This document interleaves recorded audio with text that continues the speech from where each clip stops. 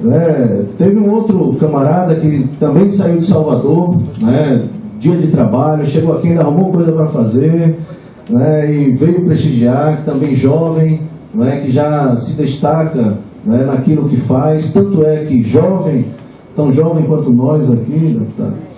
O Augusto Vasconcelos, ele é presidente do Sindicato dos Bancários da Bahia, né? E para falar sobre o tamanho dessa responsabilidade, eu vou pedir que ele mesmo, né, ele mesmo fale sobre isso, lembrando, né, que apesar da ausência de Alice, o comitê estadual, né, do partido, do meu partido, está aqui, Rogério, também representado pelo Augusto. Augusto Vasconcelos.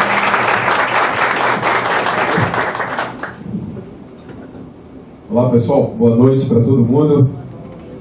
Saudar aqui em nome de Aslan, todos os presentes, saudar também o nosso deputado estadual, Rogério, e dizer que é uma satisfação, Aslan, vir aqui em Santo Antônio de Jesus mais uma vez, participar de uma agenda. Hoje eu fiz uma agenda importante nos bancos, visitando os colegas, mas também, com toda a importância que tem, participar de um evento político dessa natureza. Nós vivemos momentos de demonização da atividade política. A mídia trabalha o tempo todo para caracterizar que política é coisa de bandido, de que as pessoas de bem não devem participar, de que o espaço da política é um espaço mal visto e que as transformações da sociedade não virão pela política. Nós não acreditamos nisso. A ditadura fez isso com a política também. Demonizou a política, demonizou a democracia. Foi assim que saquearam o mandato de João Goulart. Foi assim que fizeram com Juscelino Kubitschek. Diziam que ele tinha um sítio. Até hoje não acharam o sítio de Juscelino Kubitschek. O sujeito morreu, dizem até, a fruto de sabotagem, e até hoje não se descobriu o tal do sítio do JK. Fizeram isso com Getúlio Vargas também. Todos aqueles que historicamente se levantaram em favor da soberania nacional e dos direitos dos trabalhadores, em geral, foram golpeados pelas costas na recente democracia brasileira. Temos que lembrar o PCdoB, partido do qual faço parte também, estou na direção nacional e trago também um abraço da nossa presidenta nacional, Luciana Santos, mas o nosso partido, o PCdoB, que tem 94 anos de história, a maior parte da sua história foi ilegal. Foi um partido considerado clandestino. Ser comunista era crime, punido inclusive pelo Código Penal. Era essa a realidade que vivenciamos durante largo período da nossa história. Não podemos permitir que voltemos a essas trevas. E falar isso não é um discurso clichê. Estamos vivendo uma ameaça severa à nossa democracia. Querem desestabilizar o país para criar facilidades para setores que, historicamente, sempre levaram boa parte da riqueza da nação. Veja agora as denúncias de corrupção. Todas elas têm ligação com o financiamento de campanha eleitoral. E, ora bolas, os mesmos que receberam financiamento de bancos, construtoras, grandes operadoras do sistema financeiro nacional e internacional, são os mesmos que agora se arboram em combater a corrupção. É óbvio que ninguém compactua com corrupção.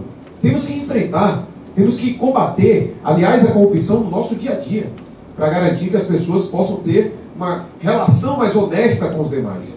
E é isso que nós precisamos enfrentar e garantir transparência e apuração e punição de todos os que estiverem eventualmente envolvidos, mas sem jamais desrespeitar o nosso Estado democrático de direito, sem jamais possibilitar o que aconteceu agora recentemente, porque se acontece grampo na Casa Branca dos Estados Unidos, vocês não veriam uma realidade como essa. É inaceitável o que está acontecendo com o Brasil. Estão sabotando o país. E querem sabotar o país para continuarem mandando, como sempre mandaram. As grandes corporações, não são à toa, que a Federação das Indústrias do Estado de São Paulo, a Federação da Indústria do Rio de Janeiro, estão defendendo o golpe. E nós, trabalhadores, nós temos lado nessa disputa. Não somos neutros. Não achamos que a política é a arte de ficar neutro ou de imparcialidade. Não, não é conosco imparcialidade. Temos lado sim. Temos posição política. Porque estamos do lado da maioria da sociedade. Da maioria que é trabalhador. Da maioria que não tinha acesso à universidade e passou a ter.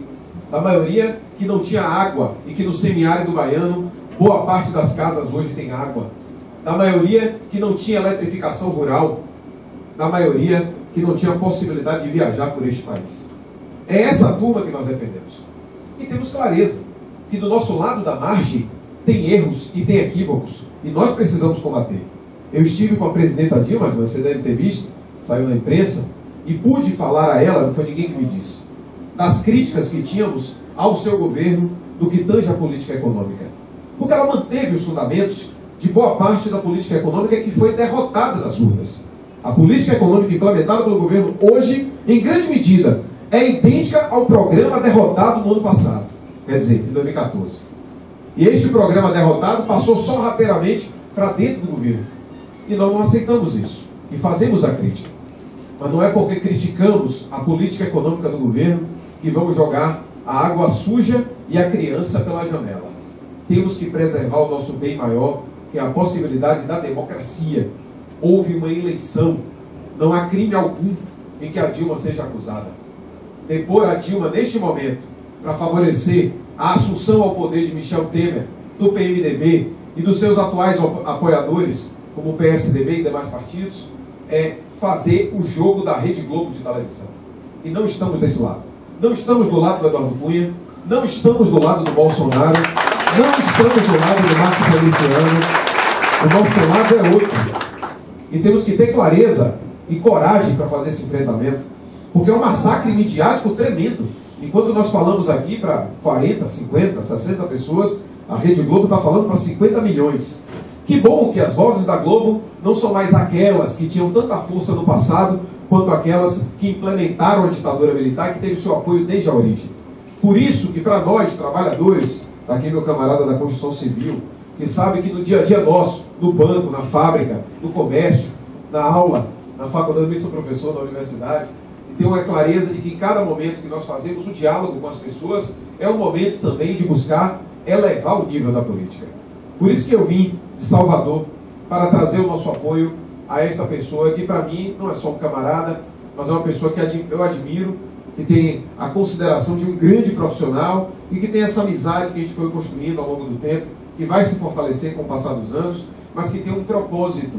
Eu não vim aqui pedir o voto para um amigo, eu não vim aqui para ajudar um amigo a ganhar uma eleição, é também um amigo, mas eu venho aqui para ajudar um projeto, para ajudar Santo Antônio de Jesus a assumir uma nova etapa, possibilitando que a Câmara de Vereadores tenha a oportunidade de ter um quadro da envergadura de Aislan.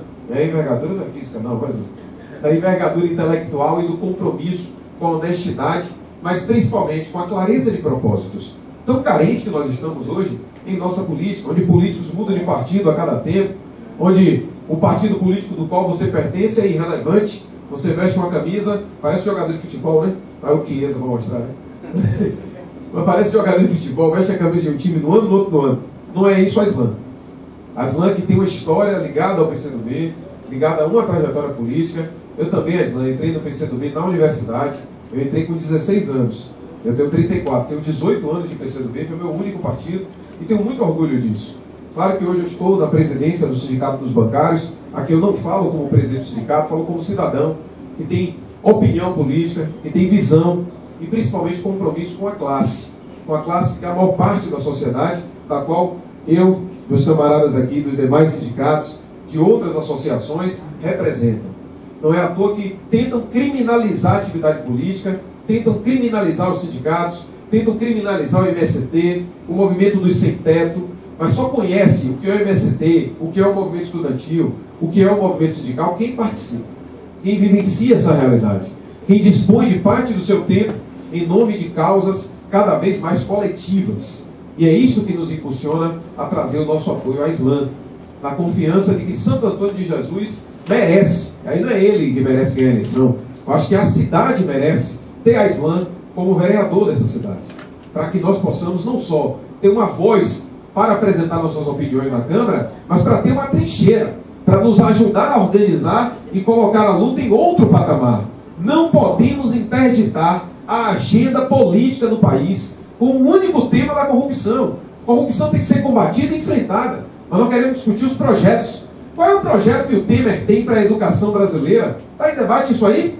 Qual é o projeto que existe em relação ao ProUni, as cotas na universidade? O que é que eles vão fazer com o projeto da reforma agrária? O que irá acontecer com a política de valorização do salário mínimo? Com a riqueza do pré-sal? O que vai acontecer com o nosso país? Ninguém debate isso. Esse debate é o tema que a Rede Globo impõe a todo instante, junto com seus apoiadores na revista Veja. E nós não somos a turma daqueles que acham que aquilo que é transmitido na família Marinho é o que corresponde à verdade. Não estamos dessa turma. Por isso, Aslan, conte com o nosso apoio, nossa visão assim entusiasmada de que a política é a arte da transformação. Não há mudança fora da política. Platão já dizia que a política está para o homem como espinho para o porco-espinho. É inerente. E é óbvio que a atividade política é muito difícil. É estressante. Quem já foi síndico de prédio ou de condomínio sabe o que a gente está falando, né? Imagina ser síndico. Quanto mais presidente de um país, prefeito de uma cidade. Se Deus quiser, que a gente vai ter um prefeito da cidade de Santo Antônio de Jesus, né? É claro que quando a gente vai para uma atividade que envolve opiniões coletivas, vamos ter divergências, vamos ter polêmicas, mas que elas sejam feitas no campo da preservação do Estado Democrático de Direito. Não podemos aceitar que presunção da inocência vá para o espaço, que estão sendo atingidos alguns, que estão saindo na mídia. Mas essa presunção da inocência, rifando para quem quer que seja, pode ser ministro, presidente da República, ela impacta o trabalhador na periferia das grandes cidades, das pequenas e médias. Isso não podemos aceitar. O arrepio do Estado Democrático de Direito.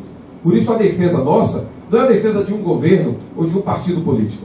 É a defesa da preservação dessa instituição que foi tão difícil ser construída, porque diziam no passado, recente, de que aqueles que estavam contra a ditadura militar eram terroristas.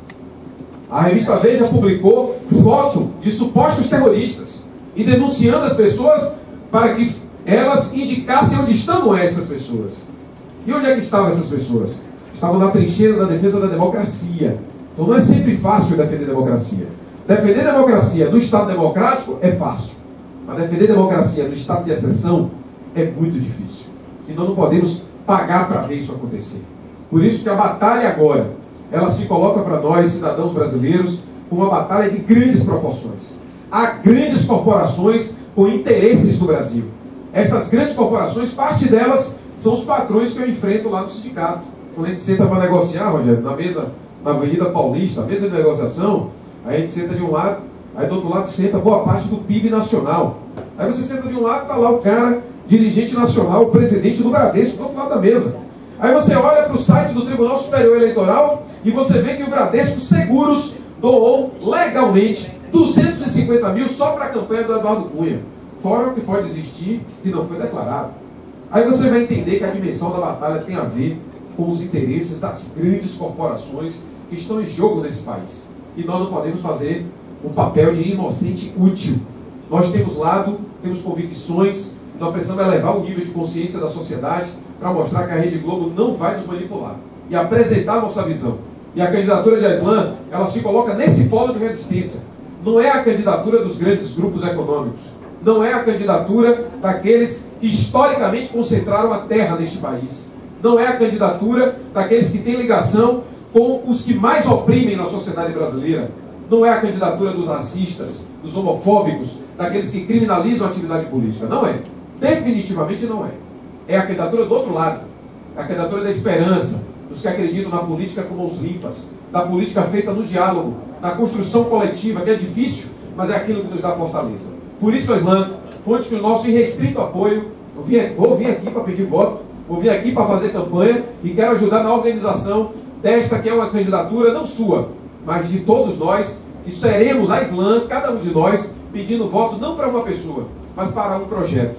Um projeto que nós confiamos e tem em Aslan uma pessoa que pode sim carregar conosco as bandeiras da transformação e das mudanças que Santo Antônio de Jesus merece e precisa. Conte, Aslan, com todo o nosso apoio, nossa